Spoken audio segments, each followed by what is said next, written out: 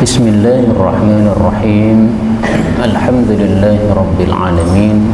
Allahumma salli wa sallim wa barik ala Muhammad wa ala ali Muhammad.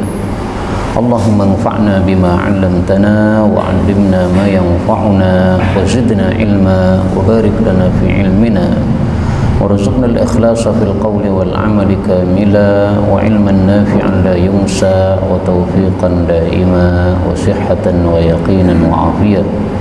Allahumma aftah lana kulla khair wa yassir lana kulla umur. Allahumma ansuril mujahidin warhamil mustad'afin wa dammir a'da'ad din watmis ala amwalihim.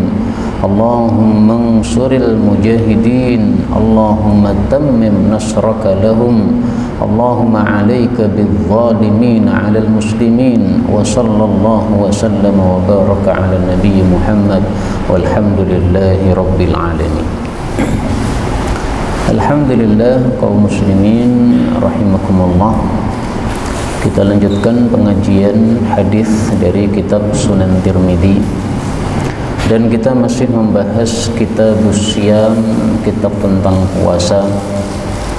Dan pertemuan terakhir kemarin di tempat yang lain telah saya bahas bahwasanya orang yang sengaja di bulan Ramadan tidak berpuasa padahal dia mampu untuk berpuasa tanpa sebab dia tidak puasa, maka dalam hadis 723 ini disebutkan lam yaqdi anhu shaumud dahri kullih. Puasa sepanjang masa dia lakukan tidak akan bisa mengganti satu hari dari Ramadan yang dia tidak puasa tadi. Artinya dosanya besar. Diganti puasa setahun nggak bisa, puasa seumur hidup nggak bisa. Kenapa? Ini satu kewajiban dari Allah Subhanahu wa Ta'ala. Tapi memang hadisnya ini derajatnya dhaif karena di sini ada bapaknya Abul Mutawwis. Dia tidak mendengar atau diperselisihkan apakah dia ini mendengar dari Abu Hurairah ataukah tidak. Nah, sehingga ini bermasalah sanadnya. Karena itu mayoritas para ulama sepakat bahwa kalau ada orang tidak puasa Ramadan tanpa sebab, seandainya ada, maka dia wajib untuk melunasi puasa tersebut. Meskipun di hadis ini diancam puasa tersebut tidak bisa mengganti, tapi tetap wajib. Kalau dia tidak mau mengganti, berarti dosanya tetap ada. Tapi kalau dia mau mengganti, maka kewajiban dia untuk menunaikan puasa Ramadan sudah dia penuhi, meskipun tidak sesuai dengan orang yang puasanya betul-betul pada bulan Ramadan. Karena kalau tidak ada sebab, maka ini termasuk satu dosa besar kalau kita tidak berpuasa padanya. Berikutnya babu ma jaa fi, bab tentang kafaratil fitri, penghapus berbuka puasa fi Ramadan, pada tengah Ramadan. Artinya kalau ada orang di bulan Ramadan siang hari melakukan kesengajaan berbuka, dalam kasus ini yang akan kita baca adalah dengan melakukan hubungan suami istri, apa kafarahnya? Hadis 724 dari Abu Hurairah radhiyallahu anhu berkata, telah datang seorang laki-laki lalu dia mengatakan, wahai Rasulullah, saya binasa. Maka Rasulullah bertanya, wa ma ahlakaka, apa yang membuat kamu binasa? Maka dia mengatakan, saya telah mengumpuli istri saya padahal di bulan Ramadan, maksudnya di siang Ramadan. Maka Rasulullah sallallahu alaihi wasallam bersabda, tastati, apakah kamu bisa antu'tika raqabatan, memerdekakan budak? Dia mengatakan tidak bisa. Nah, jadi dari sini kita ambil pelajaran bahwa melakukan hubungan intim suami istri di siang Ramadan hukumnya dosa dan puasanya batal dan wajib membayar kafarah. Kalau makan di siang Ramadan maka puasanya batal, tapi tidak ada kafarah memerdekakan budak. Tapi kalau mengumpuli istri pada siang Ramadan, nah ini pelanggaran besar. Jadi harus dibedakan antara makan dengan mengumpuli istri. Makan itu yang melanggar, mengumpuli istri juga melanggar. Tapi mengumpuli istri ini lebih besar sehingga harus dikafarahi dengan memerdekakan budak. Dalam kasus ini orangnya tidak bisa memerdekakan budak. Kenapa? Karena dia orang miskin, nggak punya budak. Dalam hadis lain disebutkan ma'amliku illa raqabati. Saya disuruh memerdekakan raqabah. Raqabah itu arti asalnya tengkuk, tapi maksudnya budak. Maka dia mengatakan saya hanya punya satu tengkuk, yaitu tengkuk saya ini, nggak bisa dimerdekakan ini. Nah, maka Rasulullah SAW bertanya lagi, fahad tastati, apakah kamu bisa antasuma puasa syahraini mutatabi'in, 2 bulan berturut-turut? Dia mengatakan tidak mampu. Nah, maka kalau tidak bisa memerdekakan budak, atau sekarang ini tidak ada budak, ya tidak bisa, berarti meskipun duitnya mungkin ada, maka turun kepada pilihan kedua, yaitu puasa 2 bulan berturut-turut. Ini wajib berturut-turut. Seandainya tidak berturut-turut maka tidak sah. Seandainya kurang 1 hari, sudah 2 bulan kurang 1 hari, dia malah tidak puasa tanpa sebab, maka ini harus ngulang dari awal, Pak. Makanya dia mengatakan nggak mampu saya, cuma 1 bulan saja nggak bisa ngempet, apalagi suruh 2 bulan tambah nggak bisa. Maka Nabi bertanya lagi, fahad tastati, apakah kamu bisa antut'ima sittina miskinan, kamu kasih makan 60 orang miskin? Nah, ini adalah pilihan ketiga. Dan pilihan ini harus urut, tidak boleh kita milih terserah, tidak boleh. Maka kafarah itu ada 2 macam. Ada kafarah yang sifatnya mukhayyar. Mukhayyar boleh milih. Misalnya kafarah tentang nazar atau sumpah. Kita sudah bersumpah, sudah bernazar, kemudian kita melanggar. Ini ada kafarahnya. Kafarahnya silahkan milih salah satu dari 3, silahkan lihat pada surat Al-Maidah. Tapi yang di sini ini kafarahnya sifatnya lain, sifatnya murattab. Murattab itu harus urut. Nomor 1 dulu, nggak bisa baru nomor 2, nggak bisa baru nomor 3. Tapi apakah ini masalah khilafiyah? Ya, makanya di sini saya kasih tanda garis bawah untuk menunjukkan ini masalah khilafiyah. Menurut mayoritas ulama, kafarah untuk orang yang jima di siang Ramadan adalah murattab, harus urut, nggak boleh milih. Menyelisih mereka Imam Malik. Kata Imam Malik mukhayyar, boleh milih, bebas salah satu dari 3 ini. Tapi pendapat Imam Malik terbantah dengan hadis ini yang mengurutkan. Imam Malik juga punya dalil, Pak, hadis yang mengatakan silahkan lakukan ini atau ini atau ini. Tapi dijawab oleh para ulama, hadis yang mengatakan atau itu hadisnya tidak sahih. Nah, sekarang di sini ada 2 hadis, satunya sahih, satunya tidak sahih. Kita ambil yang sahih. Berarti yang benar adalah harus urut seperti ini. Kemudian di sini nggak disebutkan kasih makan orang miskin ini kasih makannya berapa, tidak disebutkan. Tapi disebutkan dalam hadis yang lain bahwasanya, nah ini kita lanjutkan hadisnya nanti. Qala, dia mengatakan tidak mampu saya ngasih ke 60 orang miskin. Qala, Nabi mengatakan ijlis, silahkan duduk. Lalu dia pun duduk. Lalu dibawakan kepada Nabi SAW bi'araqin fihi tamrun, dengan satu wadah namanya araq yang isinya kurma. Wal araqu, dan wadah araq itu adalah al-miktal ad-dakham, satu wadah anyaman yang gemuk, maksudnya yang besar. Nah, oleh para ulama dijelaskan araq ini adalah satu wadah yang bisa memuat 15 sa'. Sekarang kita hitung 15 sa' dibagi 60 orang miskin. 1 sa' isinya 4 mud. Berarti 1 orang miskin dapat 1 mud. 1 mud itu adalah 6 ons beras. Nah, maka setiap orang miskin minimal dikasih 6 ons beras. Itu penjelasan dari kata-kata araq, ya, yaitu apa? Wadah araq namanya. Qala, Nabi mengatakan tasaddaq bihi, nah, silahkan kamu sedekah dengan korma ini. karena kamu nggak mampu, saya dibantu oleh Nabi SAW.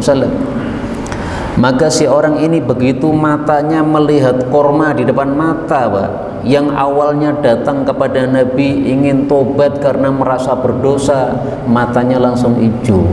Wah, iki luwe wetengku iki delok kurma iki. Maka akhirnya dia mengatakan, faqala, dia mengatakan, ma baina labatayha, tidak ada di antara dua labah Madinah ahadun afqara minna, seseorang yang lebih fakir daripada saya. Maksudnya saya yang paling berhak makan ini ya Rasulullah. Kalau disuruh disedekahkan kepada orang miskin, saya ini paling miskin di kota Madinah. Maka daripada disedekahkan kepada orang miskin, sedekahkan ke perut saya saja dan kepada istri saya saja. Itu maksudnya. Makanya dhahikan Nabi sallallahu alaihi wasallam. Nabi tertawa sampai terlihat anyabuhu, gigi taringnya atau gigi sampingnya ini. Nabi tertawa kenapa? Karena cepatnya berubahnya orang ini. Datang munduk-munduk, merasa berdosa, ya khawatir masuk neraka, ya seperti kalau orang sekarang datang nangis-nangis. Begitu didatangkan makanan langsung hijau matanya, pengen makan. Inilah manusia seperti itu. Maka Nabi tersenyum karena melihat cepatnya perubahan orang ini dari satu kondisi ke kondisi. Akhirnya Nabi mengatakan, khudhu, ya silahkan kamu ambil kurma itu, fa'at'imhu ahlaka, kamu kasih makan kepada keluargamu karena memang kamu yang paling miskin di kota Madinah. Dan di sini Nabi tidak mengecek, Pak, apa benar kamu paling miskin.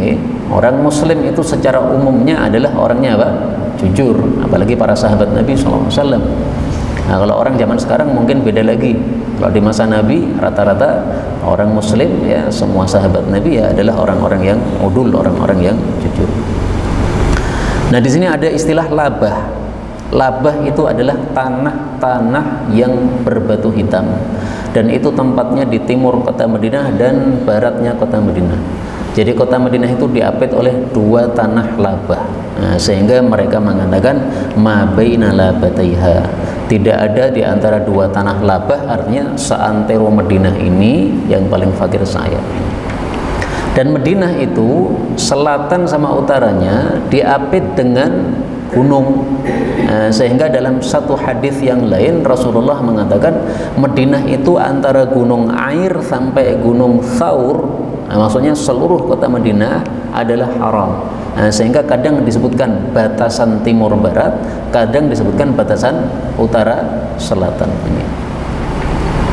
Itulah penjelasan tentang kata-kata labah ini menurut para ulama kita rahimahumullahu taala.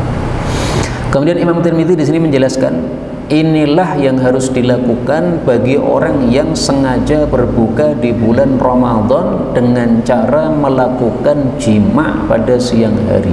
Harus melakukan yang disebutkan dalam hadis ini.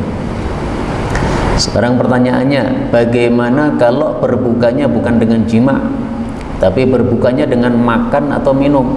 Karena puasa itu kan menahan dari tiga kan, menahan dari makan, dari minum, dan jima. Nah, jima disuruh membayar kafarah.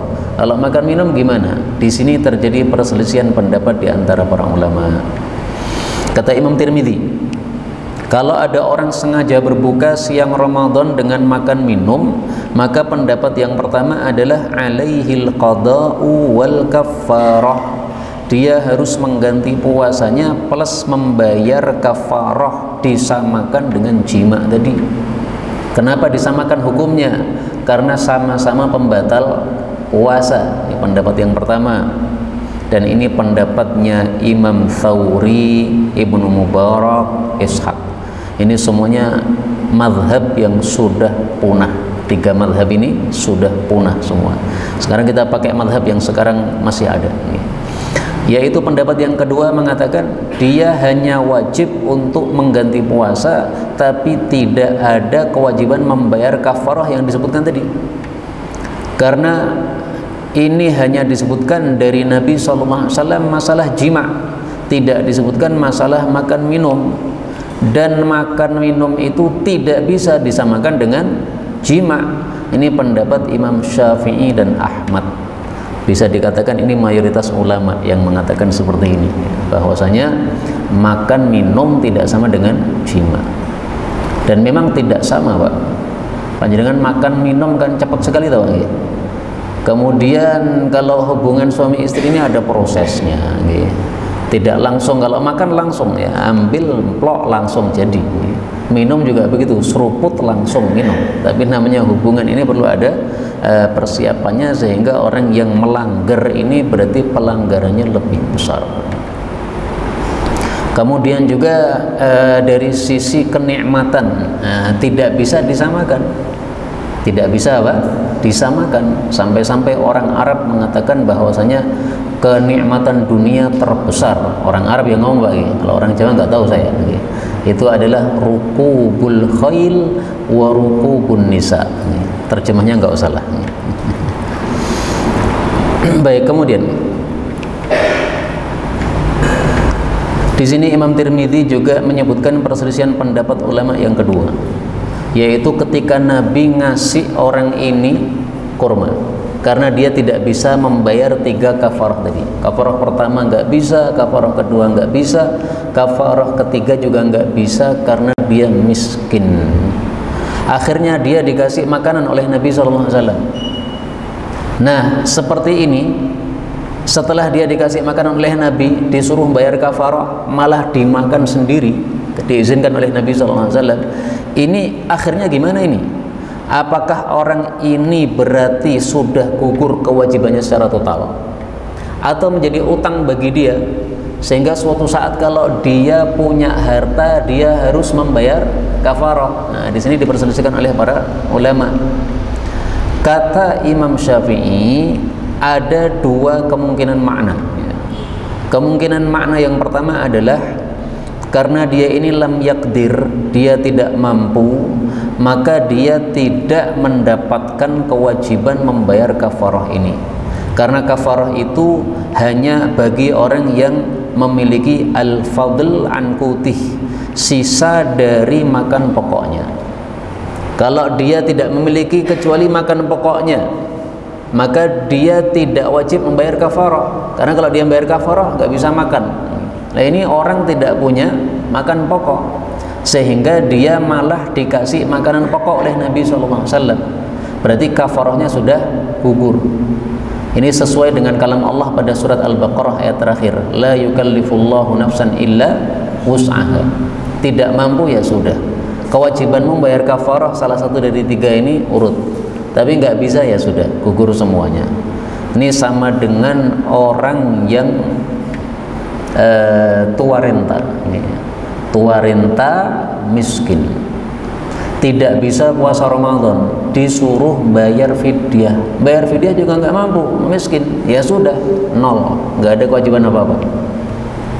Tapi kalau dia punya anak, punya cucu yang kaya-kaya, ya mestinya mereka membantu orang tuanya tadi. Tapi ini andaikan tidak ada siapa-siapa, dia hidup sebatang kara dan miskin, nah, maka dia tidak wajib membayar puasa Ramadan, tidak wajib membayar fidyah. Kemudian kemungkinan yang kedua, Imam Syafi'i memilih bahwasanya orang yang seperti ini dia boleh makan kurma tadi, tetapi kafarahnya menjadi dainan, menjadi utang, sehingga kapan dia mampu maka dia harus membayar kafarah. Saya cocoknya pendapat yang kedua, Pak. Saya loh ya. Apa jangan cocok yang mana terserah. Ini semuanya adalah kata Imam Syafi'i 2 kemungkinan makna hadis tadi. Memang Nabi tidak mengatakan ini kamu makan dulu, nanti kalau kamu sudah mampu jadi utang kamu. Enggak begitu. Nabi tidak mengatakan begitu memang. Tapi namanya kewajiban harus apa? Ditunaikan. Nah, ini kan tidak mampu tadi. Kalau sudah mampu berarti kewajibannya muncul. Sama dengan kita tidak mampu pakai air untuk berwudu. Kenapa? Karena sakit. Nah, kalau sakitnya sudah hilang, ya berarti wajib lagi berwudu. Mirip dengan itu. Berikutnya babu ma jaa fi siwaki lis-shaim. Bab bersiwak bagi orang yang puasa. 725 dari Amir bin Rabi'ah, dia mengatakan, saya melihat Nabi SAW mala uhsi, apa yang saya tidak hitung, maksudnya berkali-kali saya melihat Nabi yatasawwaku, beliau bersiwak wa huwa shaim, dalam keadaan beliau sedang berpuasa. Hadis ini derajatnya hasan kata Imam Tirmidzi rahimahullahu taala. Dan ini menunjukkan bahwa orang yang berpuasa boleh untuk bersiwak atau gosok gigi. Pakai sikat gigi saja tanpa odol boleh, pakai odol boleh. Yang penting odolnya jangan ditelan. Odolnya ditelan batal. Apalagi odolnya rasa stroberi, wah enak banget itu. Kemudian dari sisi perselisihan pendapat para ulama, di sini Imam Tirmidzi menyebutkan dua pendapat. Pendapat yang pertama adalah sesuai hadis ini tidak ada masalah orang yang puasa untuk bersiwak atau gosok gigi karena Nabi melakukan, berarti nggak apa-apa. Nah, pendapat yang kedua mengatakan bahwa siwak bagi orang puasa itu makruh kalau dia itu menggunakan al-udi war-rutab, dengan menggunakan kayu dan yang masih basah. Tapi kalau sudah kering, siwak sudah kering tidak makruh. Tapi masih basah siwaknya, yang biasanya kalau kita gunakan untuk gosok gigi itu ada rasanya, maka ini hukumnya makruh. Dan mereka juga memakruhkan siwak di akhir siang atau di sore hari. Adapun menurut Imam Syafi'i rahimahullah, boleh bersiwak baik pagi hari maupun akhir hari, baik pagi hari maupun sore hari, tidak ada masalah. Kalau Imam Ahmad memakruhkan siwak di sore hari. Jadi batasannya adalah tergelincir matahari. Sebelum tergelincir matahari tidak makruh, setelah tergelincir matahari makruh. Itu menurut sebagian ulama. Tapi kalau Imam Syafi'i, mau sudah tergelincir mau belum tergelincir matahari, melakukan gosok gigi pada saat puasa tidak makruh. Bahkan mestinya orang puasa gosok gigi pada saat sore hari. Kenapa? Karena kalau tidak gosok gigi baunya kayak apa itu? Karena sudah dari pagi sampai sore tidak makan, itu pasti baunya dahsyat. Nah, sehingga dibersihkan giginya supaya tidak menambah bau dahsyat yang ada pada mulutnya. Karena orang puasa sudah bau mulutnya sudah berubah. Berikutnya bab majaa, bab tentang fil kuhli, tentang al-kuhl, yaitu kuhl ini memakai celak lis-shaim bagi orang puasa. Hadis 726 dari Anas bin Malik radhiyallahu anhu berkata, telah datang seorang laki-laki kepada Nabi sallallahu alaihi wasallam, lalu dia mengatakan, telah sakit mata saya, apakah saya boleh bercelak dalam keadaan puasa? Maka Nabi mengatakan, na'am, ya boleh. Tapi hadis ini sanadnya tidak kuat, dan kata Imam Tirmidzi tidak ada satupun hadis sahih dari Nabi dalam bab ini. Yang dimaksud tidak ada satupun hadis sahih dalam bab ini, yaitu hadis yang mengatakan bahwasanya bercelak pada saat puasa membatalkan, tidak ada yang sahih. Hadis yang mengatakan bercelak tidak membatalkan juga tidak ada yang sahih. Jadi yang menunjukkan batal tidak sahih, yang menunjukkan tidak batal juga tidak sahih. Di sini menunjukkan tidak batal karena ada orang sakit mata, oleh Nabi dipersilahkan memakai celak sebagai obatnya, berarti nggak batal. Tapi ini juga tidak sahih. Nah, karena sama-sama tidak ada hadis sahihnya, maka para ulama berselisih pendapat, ada dua pendapat. Pendapat yang pertama, makruh bercelak pada saat puasa. Ini pendapatnya Imam Ahmad. Pendapat yang kedua, rukhsah atau boleh bercelak pada saat puasa. Ini pendapatnya Imam Syafi'i rahimahullah. Nah, kita orang Indonesia rata-rata mazhabnya Syafi'iyah, berarti boleh bercelak pada saat puasa. Dan ini pendapat insya Allah lebih kuat. Kenapa? Karena hukum asal segala sesuatu boleh. Kita mengatakan tidak boleh atau makruh atau haram, itu harus ada dalil yang sahih. Nah, di sini belum kita temukan dalil yang sahih. Mana dalil makruhnya bercelak pada saat puasa? Tidak ada. Ya sudah, berarti kembali ke hukum asal.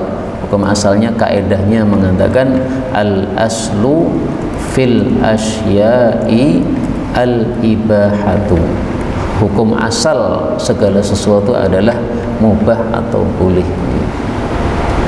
Nah, sekarang coba kita berpikir, kenapa sebagian ulama memakruhkan bercelak pada saat puasa? Karena kalau bercelak pada saat puasa, kemudian nanti keluar cairan gara-gara bercelak tadi. Kemudian cairannya terasa masuk pada kerongkongan. Bagaimana? Nah, maka jawabannya adalah bahwa sesuatu yang masuk lewat kerongkongan, kalau itu jalurnya dari mata dan telinga, itu tidak membatalkan puasa. Yang membatalkan puasa cuma jalur hidung sama mulut. Karena hakikatnya tidak ada jalur lewat kerongkongan dari mata dan telinga. Kita tetes mata atau tetes telinga terasa sampai di kerongkongan, itu karena merembes saja, tapi tidak ada jalurnya, nggak ada. Beda dengan hidung. Kalau hidung ini ada jalurnya ke kerongkongan. Bukti yang paling gampang bahwa hidung ada jalurnya ke kerongkongan, kadang-kadang kita makan tersedak, keluarnya lewat hidung. Padahal tadi masukkan nasinya lewat mulut, tapi tiba-tiba keluar lewat hidung. Kok bisa itu? Nah, berarti jalurnya itu ke kerongkongan sama. Nah, sehingga memang bisa keluar dari situ. Sehingga ini yang benar adalah tidak membatalkan puasa kita. Karena kalau ini dianggap membatalkan puasa, berarti mandi juga membatalkan puasa. Karena mandi itu ketika kita tuangkan air pada tubuh, itu air ada yang masuk ke dalam tubuh, Pak, tapi hanya merembes lewat pori-pori ini. Nah, sehingga kalau ini dianggap batalkan puasa, berarti nggak boleh mandi pada saat puasa.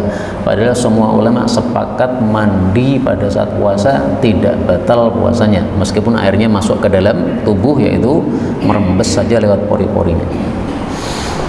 Berikutnya babu ma jaa fil qublah, bab tentang mencium lis-shaim bagi orang yang puasa. Hadis 727. Dari Aisyah bahwasanya Nabi SAW kana yuqabbil, adalah biasanya mencium fi syahris shaum, pada bulan puasa. Maksudnya di sini adalah mencium istri, bukan mencium anak kecil ya. Kalau mencium anak kecil nggak ada bahasanya, maksudnya tidak membatalkan puasa sama sekali. Tapi yang mencium istri, ini yang dibahas. Kenapa yang dibahas ini mencium istri? Karena ini berkaitan dengan syahwat. Orang puasa disuruh meninggalkan 3: syahwat makan, syahwat minum, syahwat kemaluan. Ya, semuanya syahwat ini. Nah, sehingga ketika dia puasa boleh enggak mencium istri? Karena mencium istri termasuk bab syahwat kemaluan, gitu. Boleh tidak? Nah, di sini oleh Imam Tirmidzi disebutkan perselisihan pendapat para ulama, meskipun Nabi mencium istrinya, gitu. Pendapat yang pertama adalah rukhsah lisyaikh, bagi orang yang sudah tua maka boleh. Berarti bagi yang masih muda, yang dia khawatir puasanya jadi batal, maka tidak boleh mencium. Kok bisa khawatir puasanya jadi batal? Karena kuatnya syahwat. Kadang-kadang mencium menyebabkan keluar mani, Pak. Nah, maka kalau panjenengan yakin saya mencium pasti keluar mani, tidak boleh mencium. Tapi panjenengan yakin saya mencium tidak akan keluar mani, sudah biasa, dan panjenengan yakin, nah, silahkan mencium, nggak apa-apa. Nah, kalau di sini pendapat yang pertama membedakan antara yang tua dengan yang muda. Adapun menyentuh kulit, nah, menurut mereka adalah lebih dahsyat daripada sekedar mencium. Pendapat yang kedua adalah bahwa mencium ini hanya mengurangi pahala, tetapi tidak membatalkan puasa. Sehingga kalau orang puasa ini mampu menguasai nafsunya, boleh dia mencium. Tapi kalau khawatir tidak bisa menguasai nafsunya, maka silahkan dia jangan mencium supaya puasanya tidak batal. Ini pendapat Imam Syafi'i rahimahullahu ta'ala. Jadi perbedaan pendapat pertama dengan kedua apa? Kalau pendapat pertama membedakannya dari sisi usia, tua sama muda. Muda itu usia sampai berapa, Pak? Sebagian mengatakan 30, sebagian mengatakan 33, sebagian mengatakan 40. Ya, ada 3 pendapat. Nah, di atas itu sudah tidak muda lagi, tapi kuhul. Tapi belum sampai syuyukh. Syuyukh itu kalau sudah 50 tahun. Nah, 50 tahun ke atas baru syuyukh atau tua. Kalau pendapat yang kedua, ini tidak membedakan antara usia, tapi membedakan antara apakah bisa menguasai syahwatnya atau nafsunya atau tidak. Saya sudah tua, saya 70 tahun, tapi syahwat saya 5000 watt. Nah, nggak bisa menguasai nafsunya, nggak boleh cium. Tapi masih muda, baru saja menikah kemarin, tapi syahwatnya cuma 5 watt. Apa namanya, kayak Tinder itu, lampunya kecil aja. Nah, maka mencium istrinya nggak apa-apa, meskipun baru saja menikah, karena syahwatnya kecil. Berikutnya babu ma jaa fi mubasyaratis shaim, bab tentang menyentuh kulitnya orang yang puasa terhadap istrinya.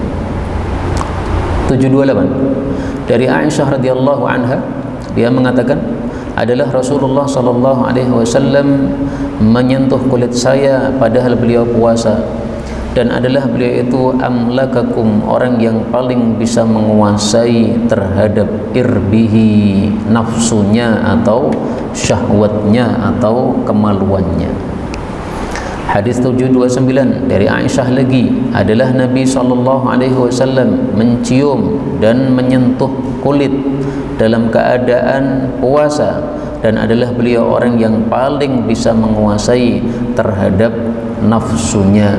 Nah, kemudian irbihi diartikan oleh Imam Tirmidzi yaitu linafsihi, terhadap nafsunya. Nah, maka maksudnya Aisyah adalah, kalau kamu seperti Nabi bisa menguasai nafsu, silahkan sentuh istri pada saat puasa, nggak apa-apa. Tapi kalau tidak bisa menguasai nafsu, jangan sentuh istri. Panjenengan tidur pada saat duha puasa Ramadan, kemudian istri tidur di samping panjenengan, kulitnya nempel. Nah, silahkan panjenengan menilai diri masing-masing. Kalau kulitnya nempel ini bagaimana? Bagi saya nggak apa-apa. Nah, silahkan tempel. Oh, bagi saya bahaya itu. Kalau dibiarkan nempel nanti pasti berlanjut. Nah, berarti jangan ditempelkan, harus menyingkir, harus dipindahkan apa kakinya supaya tidak menempel. Kalau menempel lama-lama nanti akan berlanjut yang menyebabkan batalnya puasa. Berikutnya, babu majaa, bab tentang la siyama, tidak ada puasa, liman lam ya'zim, bagi orang yang belum meniatkan minal lail, pada waktu malam. Hadis 730 dari Hafsah dari Nabi sallallahu alaihi wasallam bersabda, man lam yujmi'is siyam, barang siapa yang belum meniatkan puasa qabla al-fajri, sebelum fajar, fala siyamalah, maka tidak ada puasa baginya. Hadis ini diperselisihkan oleh para ulama sebagaimana dijelaskan oleh Imam Tirmidzi. Pendapat yang pertama mengatakan bahwa ini hanya berlaku untuk puasa 1 Ramadan, 2 puasa qadha Ramadan, 3 puasa nazar. 3 puasa. Kenapa? Karena ini puasa yang wajib. Jadi ringkasnya menurut Imam Tirmidzi, ini hadis hanya berlaku untuk puasa wajib, harus niatnya malam hari. Malam hari alias sebelum waktu fajar tiba. Kalau sudah tiba waktu fajar baru sadar, loh ini sudah 1 Ramadan toh. Kemudian baru niat, tidak sah. Lah kamu tadi malam di mana kok kamu tidak tahu bahwasanya besok Ramadan? Meskipun ini mungkin tidak jarang terjadi ya, tapi seandainya ada seperti itu, maka puasanya tidak sah karena dia belum niat malam hari. Adapun puasa sunnah kata Imam Tirmidzi, maka boleh baginya untuk meniatkan meskipun sudah masuk waktu subuh, dan ini pendapat Imam Syafi'i dan Imam Ahmad rahimahullahu taala.